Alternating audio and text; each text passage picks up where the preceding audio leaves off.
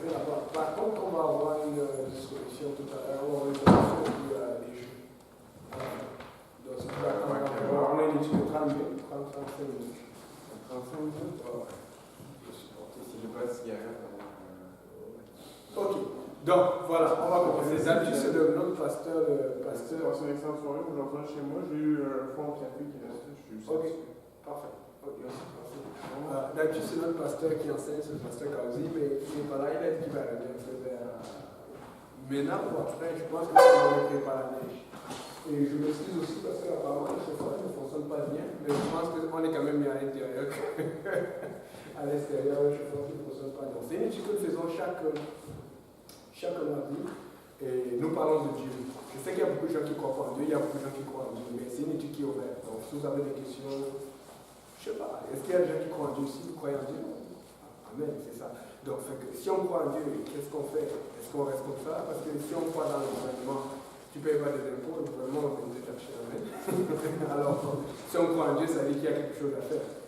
Amen. Mais c'est comme, si vous êtes comme moi, il y a comme 10 ans, je faisais d'abord mes affaires, et puis après, quand ça ne marchait pas, je dis, oh mon Dieu, si tu es là, l'autre dit, c'est petit Jésus, si tu es là, vraiment aide-moi. Mais pourquoi on ne peut pas commencer par Dieu d'abord? Et puis on voit après. Vous voyez un peu? Ce qu'on a toujours tendance à faire, c'est commencer par nos choses. Et puis après, quand ça marche, on va regarder, ok, c'est quoi ce que Dieu voudrait que je fasse? Donc, maintenant, la plupart d'entre vous, nous tous, vous, je ne vous connais pas, mais on va juste se présenter. Elle ici, c'est la sœur Karine, moi c'est frère Yannick, elle c'est la sœur Greta, elle c'est sœur Jessica. Et vous, comment vous appelez? Frère André. Frère André. Moi c'est François, bienvenue. Stéphanie, bienvenue. Oh, on avait Stéphanie de l'ambassade quand même. Et vous? Luc, ah. Ok, donc, François, Stéphanie, Luc, et tout le monde. Oui. Je voulais vous dire que nous tous, que vous voyez assis ici, là, nous ne sommes pas nés dans l'église. Nous sommes venus comme immigrants ici parce que nous voulions réussir. Oui, le Seigneur nous a bénis, nous avons eu un travail, mais nous nous sommes rendus compte qu'il y a vraiment un Dieu. Et un seul Dieu, il parle comme nous sommes en train de parler. C'est-à-dire qu'il interagit. Mais pourquoi alors, s'il parle comme nous sommes en train de parler, pourquoi il ne nous parle pas? C'est vrai, si Dieu parle, pourquoi il ne te parle pas? Pourquoi il ne te dit pas? Moi, je crée un message. Hein? Moi, je crée un message. Tu? Un message, des messages. Oui, c'est ça, mais je vais dire alors, mais pourquoi? Est-ce que tu as entendu la voix de Dieu aujourd'hui? Oui. Pourquoi? Est-ce que quelqu'un a déjà entendu la voix de Dieu? Mais moi, j'aimerais savoir c'est quoi les messages. Qu'est-ce qu'elle entend par là? C'est comme des signes. Ah, Ok. C'est comme des signes. Ok, c'est ça. Et c'est quand la dernière fois que tu as eu un message? On est en train d'échanger, on va faire une étude spéciale différente. C'est quand la dernière fois que tu as eu un message? C'est ici. J'avais été aux toilettes et j'ai ramassé un livre qui c'est la lunette d'un ami. Ok. Et ça disait quoi? C'est Gédéon. Ça disait, Gédéon, ok. Et ça, c'est un très bon travail que Gédéon fait. Il partage la Bible un peu partout, gratuitement. Est-ce qu'on n'a pas remarqué que pour avoir une Bible, c'est gratuit? Si tu sors là, tu cherches, tu pries, c'est le bon Dieu, tu vas avoir une Bible gratuite, très facile. Amen. Mais si tu veux un livre d'école, tu vas payer pour ça. Si tu veux n'importe quoi, tu vas payer. Mais tout ce qui est de Dieu, c'est gratuit. Pour entrer, si c'était gratuit, on va manger tout à l'heure, ce sera gratuit. C'est-à-dire que Dieu fait tout pour que vous sachiez que pour le servir, c'est gratuit. Mais pour servir le monde, pour faire des choses de ce monde, comme écoutez, vous, je ne vais pas raconter l'histoire de toutes les sœurs ici, mais il y en a qui ont fait pas mal de bêtises. Ne pensez pas que vous avez fait beaucoup de bêtises. Nous, on en a fait beaucoup avant de venir à Dieu. Oui, c'est quoi? Il dit, pour qu'est-ce qu'il s'agit de Dieu, c'est gratuit. Ouais. Mais on pourrait plus dire que Dieu, c'est le partage. Comment ça, je comprends pas? Parce que tu dis gratuit, c'est un petit peu un mot qu'on utilise un peu trop facilement, mais avec Dieu, on partage. Bon. C'est pour ça qu'on donne la Bible à un et à l'autre et à l'autre. C'est ça, ouais. Mais pour ceux qui l'avancent, parce qu'ils fonctionnent d'une autre façon, ils partagent l'argent en fonctionnant. Je suis d'accord. Comme les taxes et tout ça, ben c'est un partage. Ok, mais pour celui qui vient à Dieu, au moment où il vient à Dieu, il ne paye rien. Quand il meurt, tu vois? Non, au moment où il vient à Dieu, au moment où tu reçois la Bible, est-ce que toi tu payes quelque chose pour recevoir la Bible? Oh, jusqu'à date, il faut juste C'est que ça. je donne la livre. Ok, maintenant c'est ça. maintenant, ce qui se passe, c'est que nous, tu vas voir par exemple les caméras, tout ce qu'on fait là, la nourriture et tout, on cotise ici parce que quelqu'un a fait ça pour nous. Et puis nous aussi, dans notre prise de conscience, on a dit qu'on devrait faire ça pour quelqu'un d'autre. Mais on n'est pas forcé de le faire. On a envie de le faire. Ok? Donc maintenant, ce que moi je veux vous partager, c'est comment est-ce qu'on peut entendre de la part de Dieu? Comment est-ce qu'on peut parler avec Dieu? Comment est-ce qu'on peut communiquer avec Dieu? Oh, ça c'est bon. Mais il n'y a pas que ça. Oui, la prière. Amen. Bon, on va lire. Est-ce que vous avez lu? Bon, on va essayer de le partager. Je ne sais pas comment on va faire. On va essayer de partager les livres par-ci par-là. Parce qu'il faut qu'on lise ensemble pour pouvoir partager ensemble.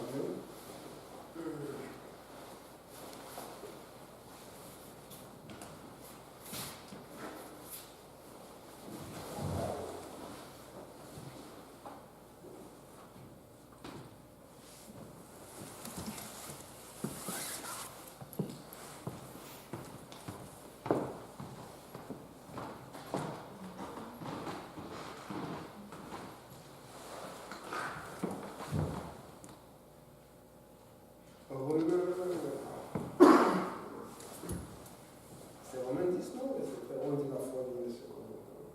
C'est qu'on entend de la parole de Dieu. Romains 10, 17. Oui, c'est ça. Merci, monsieur. Ok, si quelqu'un peut lire Romains 10, verset 17.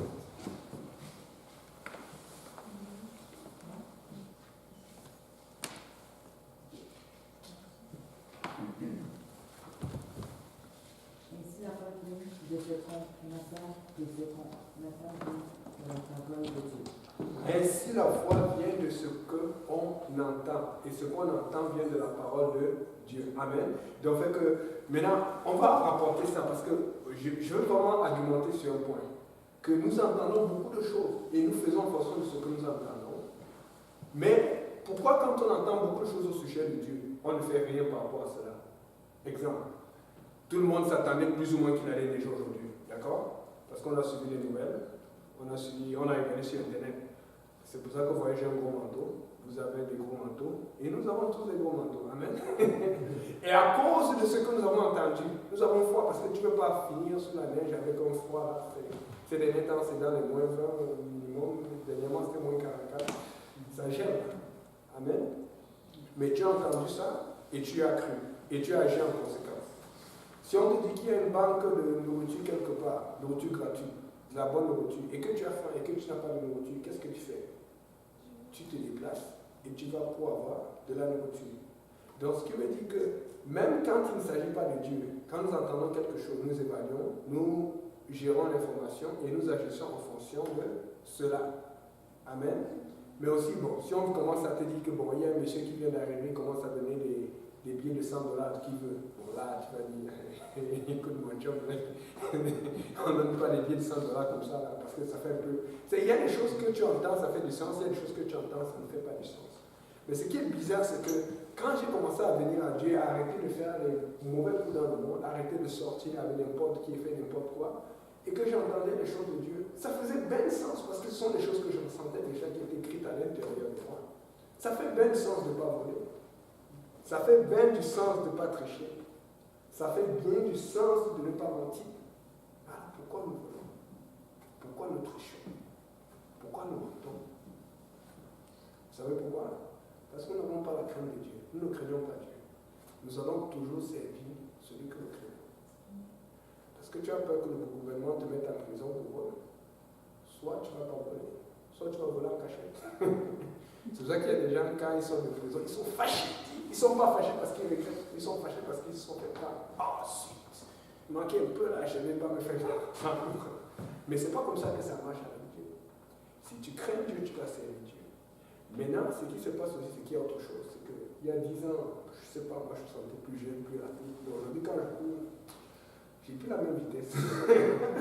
Même quand je mange, il y a des choses que je mange aujourd'hui, je dois faire attention. Alors qu'avant, je pouvais manger n'importe quoi, ça digérait facilement. Et je me rends compte que le temps passe. Mais avec le temps passe, je peux identifier beaucoup de gens de ma famille qui étaient là, qui ne sont plus là. Je peux identifier beaucoup de gens parmi mes amis qui étaient là, qui ne sont plus là. Mais ce qui me fait encore plus peur, c'est que beaucoup d'entre eux qui étaient là, qui ne sont plus là, ne sont pas morts de mort d'enfant. Est-ce que vous avez des gens que vous connaissez il y a 1, 2, 3 ans qui sont plus là, qui sont morts? Je pense. Ok. Mais qu'en est-il si c'était ton tour? Parce que vous savez pourquoi on n'a pas peur de Dieu? C'est parce qu'on pense que tout va toujours bien avec nous. Mais il y a deux raisons pour servir Dieu. La première raison, c'est d'abord pour la vie éternelle, la vie après la mort. Mais la deuxième raison, c'est aussi pour la vie présente. Parce que nous, tout ce qu'on voit, c'est nous travaillons. Mais nous nous sommes rendus compte que c'est quelque chose de travailler sans connaître Dieu, mais c'est autre chose de travailler en connaissant Dieu. Parce qu'à tout moment de la vie, quand tu ne connais pas Dieu, tu fais toujours une erreur. Et cette erreur va soit te faire perdre ton travail, ou soit tu gardes ton travail, mais tu es toujours mal au travail. Soit tu as ton travail, soit tout est bien au travail, mais soit dans ton foyer, dans ton couple, ça ne marche pas. Ce qui veut dire qu'il y a toujours quelque chose qui ne va pas quelque part. Alors que quand tu as Dieu, tu as la paix. Quand tu as Dieu, même quand tu as l'impression que ça ne va pas, tu as toujours le sourire. Et c'est pour ça que Dieu veut vous parler de lui. Amen. Et c'est pour ça que je dis que ça dépend de qui tu crains. Parce que tu ne veux pas faire la prison. Parce que tu ne veux pas avoir de ticket. Tu ne vas pas fumer n'importe où. Parce qu'il y a des endroits, avec la nouvelle loi, tu ne vas pas fumer à tel nombre de mètres d'un endroit public. Tu n'as pas envie de policier ou quelqu'un arrive là, tu n'as pas envie de payer un ticket, là, on a assez de tickets comme ça. J'ai une voiture et puis je fais bien attention là où je garde.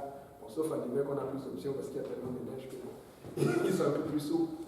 Mais je n'ai pas envie d'être puni, je n'ai pas envie de payer un quoi. En plus, avant, le ticket, c'était il y a 2-3 ans, c'était 52, maintenant, la plupart des tickets, c'est 84 pièces. C'est beaucoup, là. Vous comprenez un peu? Et donc, parce qu'on a peur de la punition, on fait attention. Donc, si on ne fait rien par rapport à Dieu, c'est parce qu'on n'a pas peur. Donc, maintenant, Dieu ne veut pas nécessairement que vous ayez peur de lui. Dieu veut que vous l'aimiez, parce qu'il nous aime. Mais il faut comprendre une chose, c'est que si les gens sont morts pendant ce temps, devant nous, ou quand on ne le savait pas, nous aussi nous allons mourir. Si les gens ont des maladies, nous aussi nous allons avoir des maladies. Parce que personne n'est éternel. Amen. Mais alors qu'est-ce qu'il faut faire maintenant pour connaître Dieu? C'est ça, pourquoi ne pas donner cette chance à Dieu? Pourquoi ne pas donner cette... C'est-à-dire, Seigneur, ok, je vais prendre le temps. Vous savez, on a 24 heures dans notre journée. Dans les 24 heures, le matin, tu te lèves, tu bosses, tu prends soin de toi. Après, tu vas regarder à la cuisine, qu'est-ce qu'il y a à manger. Des fois, hier c'était le bacon, aujourd'hui ce sont les œufs, des œufs plats, les œufs brûlés, ça dépend. Il y a des gens qui aiment bien déjeuner ici, là, et tout. Mais tu prends soin de toi, le ventre. Quand tu te laves, parce que tu ne peux pas arriver là, tu essaies de te tirer, on dit, oh, voilà, tu veux sentir bon. Tout le monde veut toujours, c'est tu veux bien pareil, tu prends soin de toi. Amen. Quand tu veux sortir, avant de sortir, tu veux dire, ah non, ça ne va pas, tu mets notre habit, tu vas me voir. Il y a des gens, nous sommes tous pareils. C'est quand tu es seul là, tu fais des signes de mon miroir. Oh. Et des fois, tu essaies de simuler quand tu marches, tu veux voir comment on va te voir. Tu es en train de simuler pour voir comment tu vas paraître quand on va te regarder. On fait tout ça, tu prends soin de toi. Mais ce qui est bizarre, c'est que très peu prennent le temps d'ouvrir la Bible, juste pour lire même une parole pour que Dieu le bénisse. Très peu prennent le temps de prendre la Bible pour ouvrir ou de même se mettre à genoux et te dire Seigneur, merci de m'avoir fait me réveiller parce qu'il y a beaucoup de gens la nuit dernière. Écoutez les nouvelles, il y a toujours quelqu'un qui meurt chaque jour. Et si c'était nous, où est-ce qu'on s'en va après? Donc ce que je suis en train de vous apporter, c'est est-ce qu'il ne faut pas juste prendre, mettre un frein un peu là et dire ok, est-ce que ce n'est pas le temps de commencer à regarder du côté de Dieu? Et Dieu n'est pas là pour vous étouffer 24 heures sur 24, parce que c'est la vie qui nous étouffe déjà, elle est là pour ça. Il y a toujours des soucis d'argent, des soucis de trucs. Dieu est là pour que, est-ce que tu ne peux pas lui donner 15, 20 minutes de ta journée? Est-ce que tu ne peux pas venir? C'est-à-dire que tu as une semaine complète pour faire ce que tu veux. Est-ce que tu ne peux pas venir ici même chaque mardi? Même si c'est pour te protéger du froid, même si c'est pour fraterniser avec tes frères en Christ, même si c'est pour manger. Mais est-ce que tu ne peux pas venir le faire parce que tu es en train de chercher Dieu? Parce que quand tu vas arriver devant Dieu, tu vas dire, qu'est-ce que j'ai fait pour aller vers Dieu? Et tu vas avoir tant de temps, tu avais tellement de temps pour faire ce que tu voulais, mais qu'est-ce que tu as fait de ce temps? Parce que les gens aiment beaucoup dire, oh bon, Dieu existe, Dieu n'existe pas. Vous savez, quand tu es honnête, avec tout ce qui arrive, avec tout le mal qu'il y a dehors, avec toute la méchanceté qu'il y a dehors, il y a un Dieu. Parce que toujours le méchant, qu'est-ce que tu fais? Quoi que tu fasses, la police va te pogner, tu vas aller en prison, ou soit tu vas mal mourir. Il y a toujours injustice quelque part. Donc c'est important de faire quelque chose pour ne pas être du camp de ceux qui veulent être contre Dieu. Parce que Dieu nous a créés. Et c'est ça qui fait que Dieu est si bon, il est si grand. Parce que quand il nous a créés, il ne nous a pas forcés. Si nous tous, on était forcés, on serait des robots. Alléluia Dieu. On sait Dieu ici, là. Tout le monde, personne n'aime être forcé. Moi, j'aime le choix. Si je vais au McDo, il faut que je sache si je vais prendre le Big Mac ou si je vais prendre le poulet junior. J'aime ça, avoir beaucoup de choix. Mais personne n'aime être forcé. Imagine si tu étais forcé. Comment est-ce que tu fais? Dieu ne force personne. Et donc, comme il ne force pas, il veut te donner le choix de le choisir. Mais c'est ça le problème. Maintenant que nous ne sommes pas forcés. Nous faisons là où nous sommes forcés parce que le gouvernement ne te laisse pas le choix. Tu vas payer les impôts. Que tu veux venir ou non. Amen. Il y a même une période ici là. Tu devais faire ton service à l'armée. Tu n'avais pas le choix, surtout dans je pense dans la période de la Première Guerre mondiale. Je sais que ça avait créé des problèmes entre le Québec et le Canada et tout ça, parce qu'on avait forcé certaines personnes qui avaient des immeubles et tout ça. Personne, surtout ici au Québec, on aime être libre. Moi, je suis québécois, je vais être libre. Amen. Mais il faut que je comprenne que dans ma liberté, il y a des limites. Est-ce que je peux faire vraiment ce que je veux? Parce que même dans ce monde, même quand on ne connaissait pas Dieu, on a compris qu'un pédophile, il est vraiment loin parce qu'il a dévié de sa liberté. Je peux me marier. Je peux avoir un conjoint parce que le gouvernement le permet. Mais si je commence à sortir de ce que le gouvernement permet, je vais être puni. Alors qu'est-ce que Dieu permet? Parce que tant que tu fais ce que le gouvernement permet, tant que tu fais ce que l'autorité, là où la municipalité permet, tu vas jouir et profiter de ce que tu as le droit de ta liberté. Et tu ne vas pas aller en prison, tu ne vas pas être puni, tu ne vas pas avoir de ticket. Mais alors qu'est-ce que je peux faire que Dieu permet? Et qu'est-ce que je ne peux pas faire que Dieu ne permet pas afin de pouvoir jouir des bénédictions de Dieu, de la santé, de la joie? Moi, je ne sais pas pour vous, mais moi, je suis joyeux. Parce qu'avant, j'étais, tout le temps, c'était, les jurons à la table, c'est franchement, là, c'est quoi? C'est non, mais quoi l'affaire? Aujourd'hui, tu es content, demain, tu es fâché. Le matin, tu es content, le soir, tu es fâché. Il y a tout quelqu'un qui t'énerve. Et puis maintenant, c'est comme, dès que quelqu'un se fâche, toi, tu te souviens, alléluia, le Seigneur est grand, il dit, mais comment tu es positif tout le temps? C'est quoi là? Et ils disent que, mais c'est toi, c'est quoi tu prends là? Donne-moi ta drogue. Parce qu'ils se disent que non, quand tu es toujours aïe, non, parce que même quand tu es aïe, tu vas faire mauvais problème. La drogue, c'est Jésus. Amen. C'est la meilleure drogue. Parce que c'est la drogue qui te donne et la santé, et l'espoir, et la joie. Donc, maintenant, une chose que je vous conseillerais de faire, c'est il faut que vous parliez à Dieu. Vous savez, Dieu veut vous parler. Mais des fois, le truc, c'est ceci, c'est que peut-être qu'il vous a parlé depuis longtemps, mais vous n'entendiez pas. Et c'est peut-être pour ça que quand Stéphanie est arrivée ici, là, c'est là où Dieu a fait qu'elle trouve ce livre de Gédéon, parce que Dieu savait qu'elle était dans un contexte d'église, là où peut-être c'est plus facile d'attirer son attention. Mais combien de fois il a failli, peut-être qu'elle a failli avoir un accident, mais Dieu l'a protégée, elle ne sait pas. Il y a des choses que Dieu va nous montrer seulement quand nous serons au ciel.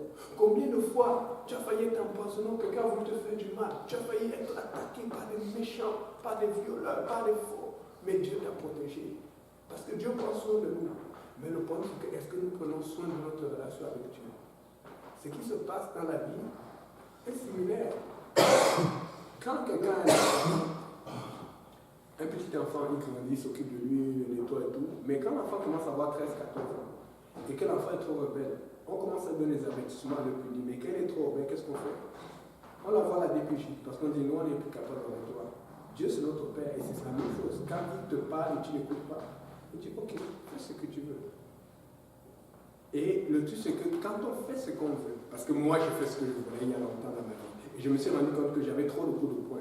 Quand on fait ce qu'on veut, on a mal. Vous n'allez pas me dire au contraire, parce que je sais d'où je viens. J'avais toujours, si je pouvais avoir la joie pour un bout, je pouvais être aïe pour un bout, mais après j'avais toujours mal, j'avais toujours la colère, j'avais toujours c'est-à-dire que j'avais toujours les regrets. Je me rendais compte que ce qui me donnait du fun n'était pas tant le fun que ça.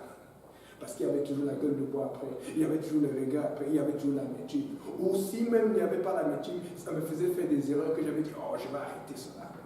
Alors moi je me suis rendu compte que ce qui est le plus le fun, c'est la parole de Dieu. Et donc, ce que vous devez faire, c'est que, parce que si votre contact avec Dieu, c'est seulement quand vous venez ici à l'église, vous avez un problème.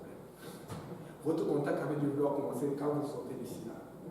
Et ce qui veut faire que, quand tu es en train de sortir, hey, c'est clair, il y a un parti là, on va prendre beaucoup de drogue. Tu dis, oups, Seigneur. Là, tu te rends compte que ton pas commence à ralentir. Tu pensais comme, ah non, tu étais un saint à l'église. Que la joie du Seigneur soit avec vous. Amen. Alléluia, mon frère. Mais quand tu sors, tu es un zombie. Non. Il faut que tu commences à être le même ici à l'intérieur et le même à l'extérieur. C'est-à-dire que si tu fais le bien à l'intérieur, tu dois faire aussi le bien à l'extérieur. Si tu penses ne pas faire certaines choses, parce que nous tous, nous avons de mauvaises pensées, il faut que tu apprennes à lutter contre les mauvaises pensées et à l'intérieur de l'Église et à l'extérieur de l'Église. Parce que le vrai combat, c'est à l'extérieur. Ici, vous êtes en train d'être formés. Nous tous, nous avons été formés quelque part à l'école. Vous savez que l'école n'a pas commencé comme ça. L'école avant, c'était l'Église qui s'occupait de l'école. L'école a toujours été faite par l'Église parce que l'école devait être enseignée aux enfants, devait les apprendre à servir Dieu. On devait aussi les apprendre les choses de la vie rudiments. Mais nous sommes d'accord, l'Église a abusé. Amen. On sait ce qui s'est passé avec l'Église catholique, les abus, les CV, les actes de naissance, et puis c'est devenu trop d'argent, c'est devenu de la business. Mais ce n'est pas parce que l'Église a abusé, et l'Église a fait cela que la Bible est fausse, parce que si vous regardez ce que l'Église a enseigné en ce temps-là, il y a beaucoup de choses qui ne sont retrouvées dans la Bible. Mais si vous regardez la Bible jusqu'à aujourd'hui, la Bible est restée pareille. La Bible ne change pas, la parole de Dieu ne change pas. Donc, un exemple, si quelqu'un fait une bêtise dans une école et qu'il abuse un enfant, on ne va plus le laisser garder les enfants. Mais on ne va pas l'interdire de pouvoir vivre, retourner à l'école, à moins que ce soit un tueur, parce que peut-être que c'est là où il y a ce programme, peut-être pour alcoolique anonyme. Vous comprenez un peu? Si par exemple, maintenant il a fait une bêtise dans l'école, est-ce qu'on va dire à tous les enfants de ne plus jamais venir à l'école? Non, on va juste prendre des mesures pour éviter que cela ne se reproduise. Maintenant, nous tous, nous avons fait des erreurs. Quelles sont les mesures que nous avons prises pour que cela ne se reproduise plus, que nous puissions refaire les mêmes erreurs? Et c'est pour ça que je veux que nous nous connections à Dieu aujourd'hui. Et lorsque nous allons nous connecter à Dieu aujourd'hui, je veux que nous continuions à nous connecter à l'extérieur de cette porte. La connexion avec Dieu est la clé. Oui, vous allez entendre parler des choses sur le baptême. Ça, c'est important, par immersion au nom de Jésus. Vous allez entendre parler des choses sur le baptême de Saint-Esprit. Ça, ce sont des choses mais il faut comprendre des choses, c'est que la relation avec Dieu commence d'abord à communiquer avec Dieu. Vous savez, c'est comme tu parles. Tu sais, des fois, tu vois quelqu'un, tu veux toujours là, tu lui parles, tu vois. Mais écoutez, Dieu est visible, mais il est là, il est présent. Apprenez à parler à Dieu, apprenez à travailler cette connexion. Demandez des choses à Dieu. Mettez-le au défi, il va vous répondre. Quand vous êtes chez vous, priez avant de dormir.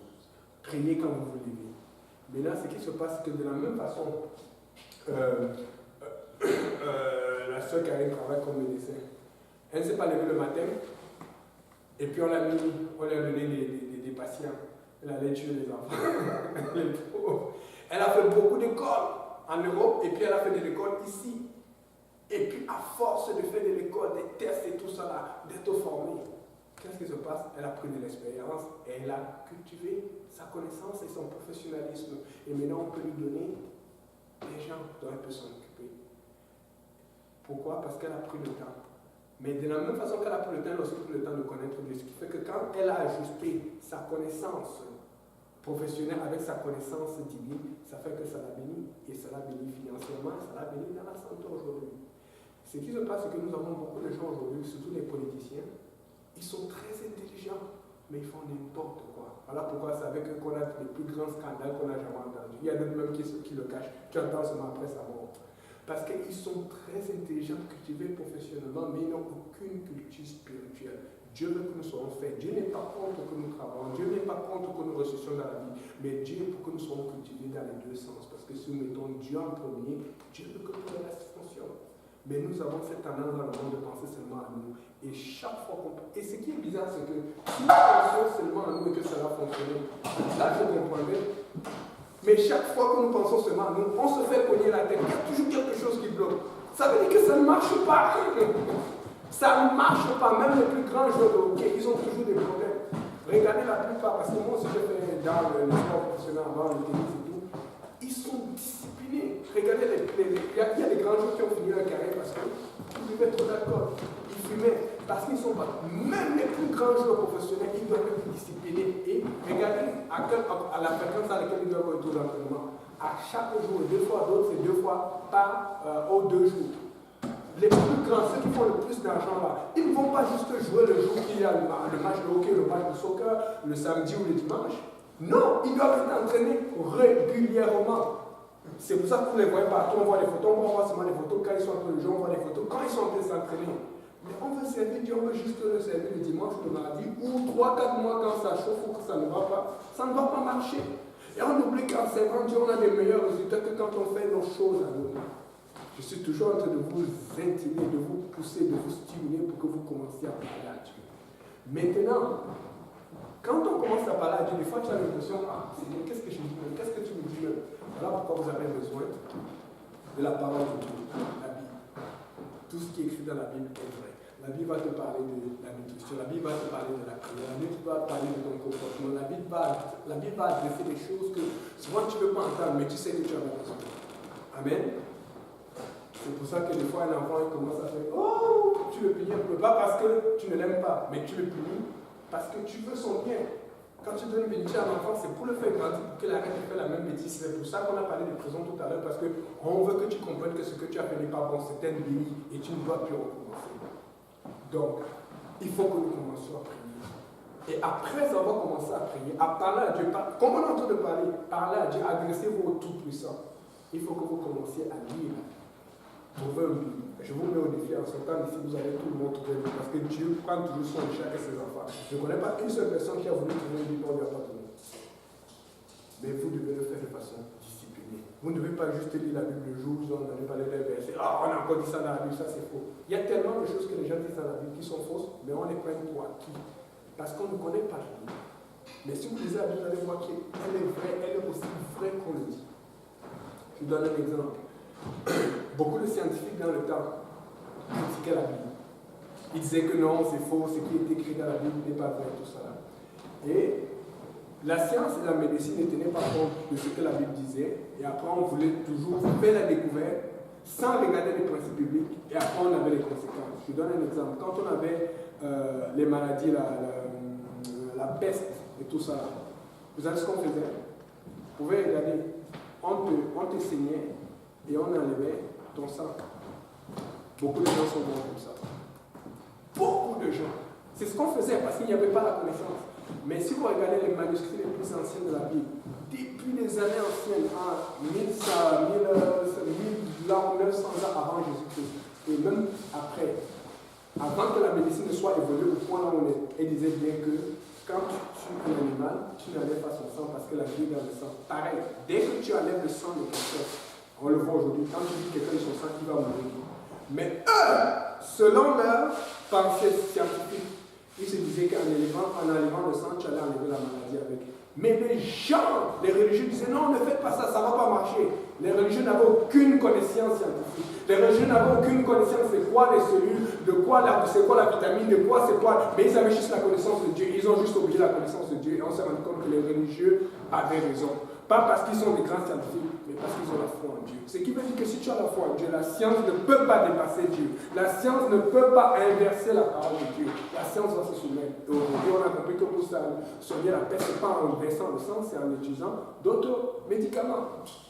Un autre exemple. La Bible dit, quand vous regardez dans Genèse, la Bible dit qu'il faut circoncire un enfant après le 8e jour. La circoncision, ça c'est quoi ça? Vous savez ce que la science a découvert? Pour tout enfant qui naît, tout enfant, quel que soit l'enfant, garçon bien sûr, entre le 7e et le 8e jour, c'est là où il y a la synthétisation, c'est-à-dire de la vitamine K, c'est ça qui permet la coagulation du sang, ce qui fait que si un enfant se blesse avant le 7e ou le 8e jour, il peut mourir facilement parce qu'il saigne beaucoup. Mais s'il se blesse après le 8e jour, vous allez voir que c'est plus difficile. Ce qui veut dire que Dieu savait cela, mais il a seulement dit, il n'a pas demandé aux gens de comprendre ce qui se passait. Il leur a dit, parce que Dieu aime l'obéissance. Si tu dis à un enfant, va faire cela, et tout le temps dit, non, pourquoi tu me demandes ça? À un moment, tu vas sortir, va faire ce que je te dis, tu comprends un peu. Mais on est comme ça avec Dieu. Seigneur, pourquoi? Pourquoi ça? Pourquoi cela? Oh, c'est quel genre de relation qu'on va avoir avec lui? Il faut qu'on apprenne à faire confiance à Dieu. Et donc, quand on apprend à faire confiance à Dieu, ça va commencer maintenant. Oh Seigneur, je ne sais pas ce que j'ai fait tout ce temps, mais je vais apprendre à te faire confiance maintenant. Je vais apprendre à te prier maintenant. Je vais apprendre à te parler maintenant. Et donc, on s'est rendu compte alors que entre ce 7e et le 8e jour, la courbe de coagulation du sang est exponentielle. C'est comme si l'enfant devient subitement. Voilà pourquoi un enfant, vous voyez, quand il naît, il est comme oh, il est tout petit, tout chou, il est si dangereux, comment il va faire? Mais subitement, c'est comme wow, c'est qui ça? Il a grossi ses places, c'est parce que ça se développe très vite dans son sang. Et la science a découvert ça des années plus tard, ce qui fait qu'aujourd'hui, vous savez ce qui se passe? Aujourd'hui, lorsque un enfant naît, on prend, vous allez voir ce petit piqûre jaune là, c'est la vitamine K, et on l'injecte cela. Et quand on lui injecte cela, il est assez fort et on peut le circoncire quelques heures plus tard. Parce qu'on a compris cela, ça ne veut pas dire que la parole de Dieu est fausse, c'est juste parce qu'on a compris le principe en arrière. Mais comme il n'y avait pas la connaissance, qu'est-ce qu'il fallait faire? Il fallait obéir à Dieu. Par exemple, que ça c'est un truc qui est plus difficile qu'un chrétien ne doit pas fumer de la cigarette. Pourtant, c'est montré dans la science, c'est pas dans la Bible, c'est montré dans la science que la cigarette tue et ça crée beaucoup de cancer. Mais pourquoi on est toujours porté à désobéir à Dieu et avoir du fun avec? Un peu de fun, mais on perd un peu de vie. Un peu de fun, mais on perd un peu de vie. Alors qu'il y a tellement d'autres choses qu'on peut faire. Et avoir du fun et gagner la vie en même temps. Vous comprenez un peu? C'est toujours pour ça que l'ennemi va nous pousser, le diable qui existe vraiment, et c'est votre ennemi, va vous pousser à désobéir littéralement, à désobéir un peu, à désobéir progressivement. Mais il y a un Dieu, et il faut le servir, il faut le connaître. Amen. Donc, je vous exhorte vraiment à prier. Quand vous sortez d'ici là, vous devez prier.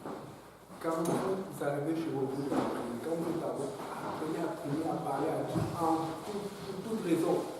Tu as faim, tu parles à Dieu. Dieu veut vous parler, il veut passer du temps avec vous. Et après ça, vous devez lire la Bible. Vous devez constamment, sans arrêt, continuellement. Vous devez dévorer commencer de lui jusqu'à la fin. Et la dernière chose que je vais vous demander, vous devez revenir ici, là, chaque matin. Parce que vous avez besoin, on a parlé de la formation pour la médecine, pour la santé, on a parlé de la formation pour d'autres personnes. Qu'est-ce qu'ils ont fait? Ils ont été formés pour devenir des personnes professionnelles et grandes. Amen. Vous avez aussi besoin d'être formé pour comprendre de la part de Dieu et pour savoir quoi faire. Quand c'est difficile, quand je vis telle situation, comment est-ce que je peux demander ça à Dieu? Si j'ai besoin d'argent, comment est-ce que je peux demander à Dieu pour que ça, si c'est vraiment j'ai besoin d'argent ou j'ai besoin de changer? Amen. C'est très important. Donc, et Dieu va progressivement nous changer. On va continuer à nous. Lisons Romains 2, verset 12.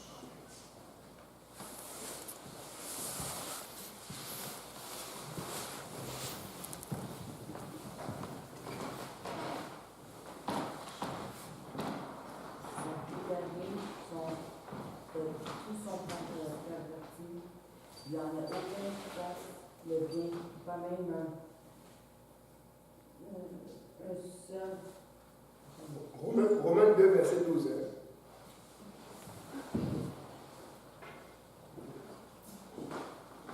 qui font péché dans la loi seront sans la vie. Et tous ceux qui ont péché avec la loi seront jugés par la loi. Ok.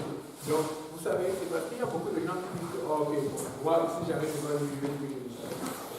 Oh, parce que, vous savez, moi, je trouve que ce monde-ci est injuste, dans le sens là où il y a toujours quelqu'un qui a tué, mais qui écope de 2 ans de prison, alors que celui qui a fait un moindre mal, il écope de 7 ans de prison, parce que peut-être son avocat, lui, il avait plus d'argent pour. Vous comprenez un peu? Et moi, je pense que quand on arrive devant Dieu, Dieu va régler toutes ces injustices. C'est-à-dire que si tu es celui qui pense que tu as commis le meurtre parfait, comme tu n'as jamais attrapé, demande Dieu, tu vas payer. C'est pour ça qu'il dit que tous ceux qui ont péché avec la loi sont punis par la loi, ceux qui ont péché sans la loi. C'est-à-dire que si tu ne connaissais pas la loi de Dieu, tu ne savais pas qu'il faut aller à l'église, qu'il faut servir Dieu, qu'il faut suivre les pas de Dieu, qu'il ne faut pas tricher, qu'il ne faut pas. Mais quand même, dans la vie où tu étais, il y avait quand même le gouvernement. Là où tu étais, il y avait une municipalité, il y avait des règles. Et vous allez voir que tu vas prospérer si tu suis ces règles. Mais tu vas voir que beaucoup de gens qui vont, comme je disais en présent, ils reçoivent l'étiquette parce qu'ils sont toujours en train d'essayer de justifier ces règles. Et quand ils assument cela, ils voient les conséquences sur leur vie, sur leur santé et autour d'eux. Et d'autres, au regard de cela, ils prennent la décision de changer. Mais beaucoup prennent la décision de continuer. Et ils s'enfoncent encore. Et quand tu vas aller devant Dieu, tu vas dire qu'est-ce que tu as fait par rapport à la situation dans laquelle tu es. Alors, c'est ça que je dis, le meilleur moyen, c'est de venir à l'église, c'est de servir Dieu. Parce que quand tu viens à Dieu et que tu es baptisé au nom de Jésus-Christ, vous savez ce qui se passe? Quel que soit le nombre de péchés que tu as commis, ton compte est à zéro. Imagine, moi je ne sais pas combien de péchés j'ai commis dans le temps. J'en ai commis beaucoup. Comme on dit en bon québécois, j'en ai commis ben de péchés. Mais si toi tu peux commencer à regarder, ok, j'ai fait du bien, j'ai fait du mal, tu es équilibré, comment est-ce que tu vas savoir? Comment est-ce que tu vas savoir? Tu préfères arriver devant Dieu et on commence à regarder, ok, aujourd'hui tu étais là-bas, tu as fait telle bonne action, là-bas tu as fait telle mauvaise action. Et puis ça fait un peu comme le scène, des fois quand tu regardes l'élection, tu vois ça monte, il est en train de gagner, puis subitement il est en train de descendre de paix, il est en train de descendre, tu ne veux pas faire ça. Amen.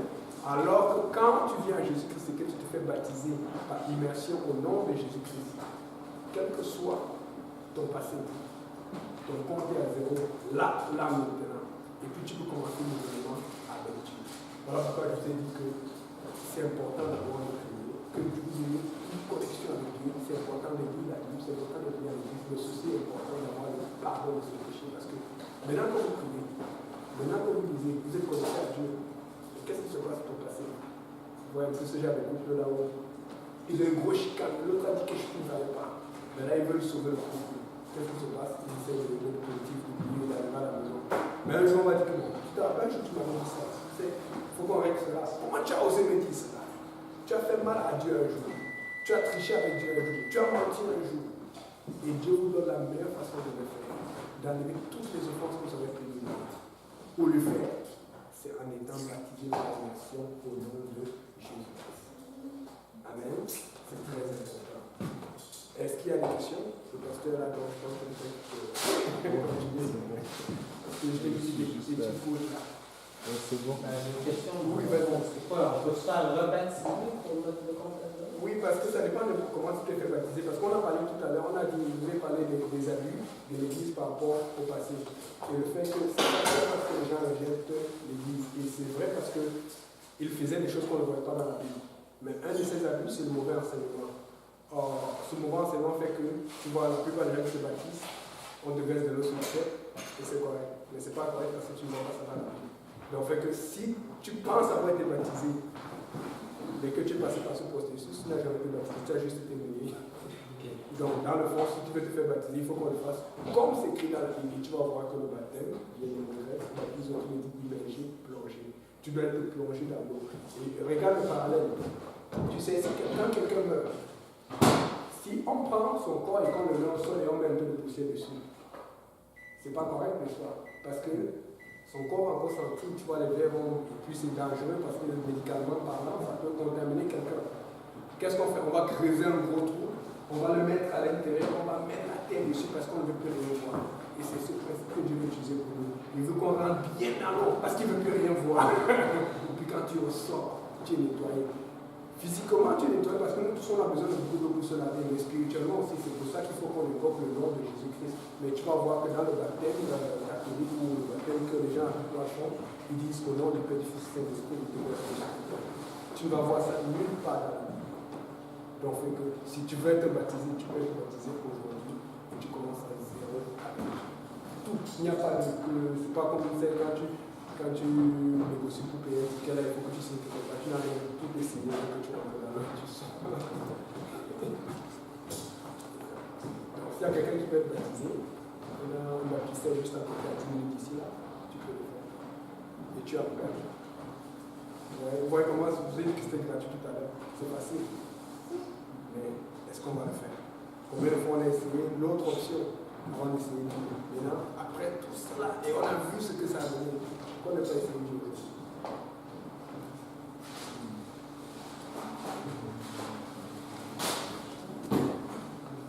D'autres questions?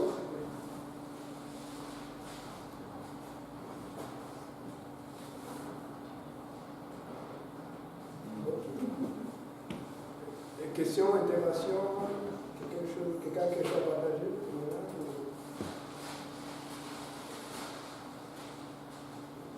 Il n'y a pas de questions. Ce qu'on va faire, c'est qu'on va se lever, on va prier, et puis on va peut-être je l'appelle en même temps, peut-être que tu auras plus de questions. Bien. Ok, levons-nous. Prions Dieu. Seigneur, je te remercie pour ta grâce, merci pour ta présence, merci pour cette condition, Seigneur, que nous avons apportée.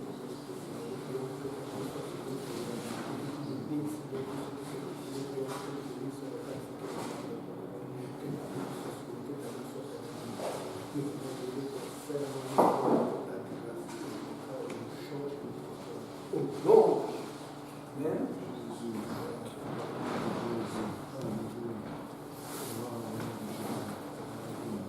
Donc, on va aller